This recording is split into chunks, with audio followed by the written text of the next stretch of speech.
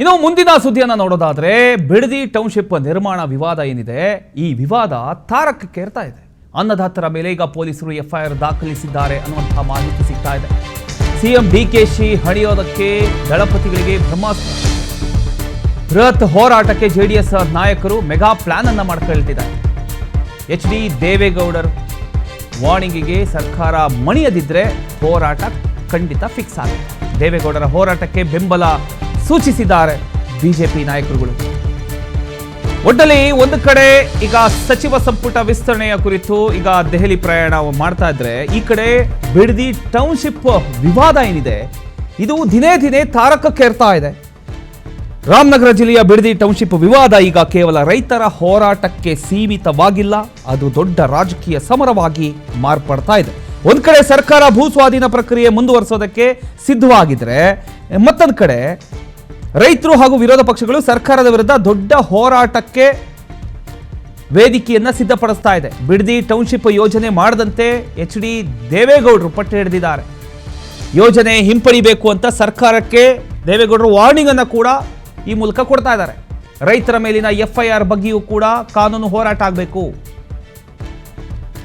ರೈತರ ಜೊತೆ ಬಲವಾಗಿ ನಿಲ್ಲೋದಕ್ಕೆ ದೋಸ್ತಿ ಪಡೆ ಮುಂದಾಗ್ತಾ ಇದೆ. ರೈತರ ಜೊತೆ ಬಲವಾಗಿ ನಿಲ್ಲೋದಕ್ಕೆ ಈಗ ದೋಸ್ತಿ ಪಡೆ, ಒಂದ್ ಕಡೆ ಬಿಜೆಪಿ, ಒಂದ್ ಕಡೆ ಜೆಡಿಎಸ್ ಮೈತ್ರಿ ಪಕ್ಷ ಏನಿದೆ, ಆ ಕಡೆ ದೇವೇಗೌಡರು, ಕುಮಾರಸ್ವಾಮಿ, ಇನ್ನೊಂದು ಕಡೆ ಆರ್ ಅಶೋಕ್, ಎಲ್ಲರೂ ಕೂಡ ಈಗ ರೈತರ ಪರವಾಗಿ ನಿಂತು ಯಾವುದೇ ಕಾರಣಕ್ಕೂ ಟೌನ್ಶಿಪ್ ಯೋಜನೆ ಹಿಂಪಡಿಬೇಕು ಅನ್ನುವಂಥ ಒಂದು ದೃಷ್ಟಿಯಿಂದ ಹೋರಾಟ ಮಾಡ್ತಾ ಇದ್ದಾರೆ. ಅದ್ರ ಜೊತೆಗೆ ಈಗ ಮೊನ್ನೆ ಆದಂಥ ಒಂದು ಘಟನೆ, ಅಧಿಕಾರಿಗಳು ಭೂ ಸರ್ವೆ ಮಾಡಿದಂಥ ಸಂದರ್ಭದಲ್ಲಿ ಅಲ್ಲಿದ್ದಂತಹ ರೈತ ಮಹಿಳೆಯರು ಅವರಿಗೆ ಪೊರಕೆ ಪ್ರಹಾರ, ಕಾರಿನ ಮೇಲೆ ಕಲ್ಲು ತೂರಾಟ, ಈ ಒಂದು ವಿಚಾರ ನಡೆದಿರ್ತಕ್ಕಂಥ ಹಿನ್ನೆಲೆಯಲ್ಲಿ ಅಷ್ಟು ಜನರ ಮೇಲೆ ಎಫ್ಐಆರ್ ಕೂಡ ದಾಖಲು ಮಾಡಲಾಗಿದೆ ಅನ್ನೋದು ಕೂಡ ಗೊತ್ತಾಗ್ತಾ ಇದೆ. ಈ ಒಂದು ವಿಚಾರಕ್ಕೆ ಸಂಬಂಧಪಟ್ಟ ಹಾಗೆ ದೇವೇಗೌಡರು ಎಂಟ್ರಿ ಕೊಟ್ಟಿದ್ದಾರೆ. ಈಗ ಇನ್ನು ಬಿಡದಿ ಬಡಿದಾಟದಲ್ಲಿ ಡಿಕೆಶಿ ವರ್ಸಸ್ ಎಚ್.ಡಿ. ದೇವೇಗೌಡರ ಸಮರ. ಯೋಜನೆ ನಿಲ್ಲಿಸಬೇಕು ಅಂತ ಸರ್ಕಾರಕ್ಕೆ ಎಚ್.ಡಿ. ದೇವೇಗೌಡರು ವಾರ್ನಿಂಗ್ ಅನ್ನು ಕೊಟ್ಟಿದ್ದಾರೆ. ಟೌನ್ಶಿಪ್ ವಾಪಸ್ ಪಡೆಯೋದಕ್ಕೆ ಮಾಜಿ ಪ್ರಧಾನಿ ಗಡುವು ನೀಡಿದ್ದಾರೆ. 4-5 ದಿನಗಳಲ್ಲಿ ಟೌನ್ಶಿಪ್ ವಾಪಸ್ ಪಡಿಬೇಕು ಅಂತ ಪತ್ರದ ಮೂಲಕ ಅವರು ತಿಳಿಸಿದ್ದಾರೆ. ವಾಪಸ್ ಬೈ ಚಾನ್ಸ್ ಪಡೆದಿದ್ರೆ ವಿಧಾನಸೌಧದ ಮುಂದೆ ಪ್ರತಿಭಟನೆ ಮಾಡಬೇಕಾಗುತ್ತೆ ಅನ್ನುವಂಥ ಒಂದು ಎಚ್ಚರಿಕೆಯನ್ನು ಕೂಡ ದೇವೇಗೌಡರು ಕೊಟ್ಟಿದ್ದಾರೆ. ಜನತಾ ದಳಕ್ಕೆ ಬಿಡದಿ ಅಸ್ತ್ರ ಏನು ಅನ್ನೋದನ್ನ ನೋಡೋದಾದ್ರೆ, ಟೌನ್ಶಿಪ್ ವಾಪಸ್ ಪಡೆಯದೇ ಇದ್ರೆ ಎಚ್.ಡಿ. ಧರಣಿ ಫಿಕ್ಸ್ ಆಗುವಂಥ ಸಾಧ್ಯತೆಗಳಿದ್ದಾವೆ. ಮುಂದಿನ ವಾರ ವಿಧಾನಸೌಧ ಗಾಂಧಿ ಪ್ರತಿಮೆ ಬಳಿ ಎಚ್.ಡಿ. ದೇವೇಗೌಡರು ಪ್ರೊಟೆಸ್ಟ್ ಮಾಡೋದಕ್ಕೆ ಮುಂದಾಗಿದ್ದಾರೆ. ಜಾತ್ಯತೀತ ಜನತಾ ದಳಕ್ಕೆ 2028ರ ಚುನಾವಣೆಗೆ ಹೊಸ ಅಸ್ತ್ರ ಇದಾಗತ್ತಾ? ಟೌನ್ಶಿಪ್ ವಿಚಾರವಾಗಿ ಯಾರಿಗೆ ಗೆಲುವು ಸಿಗಬಹುದು?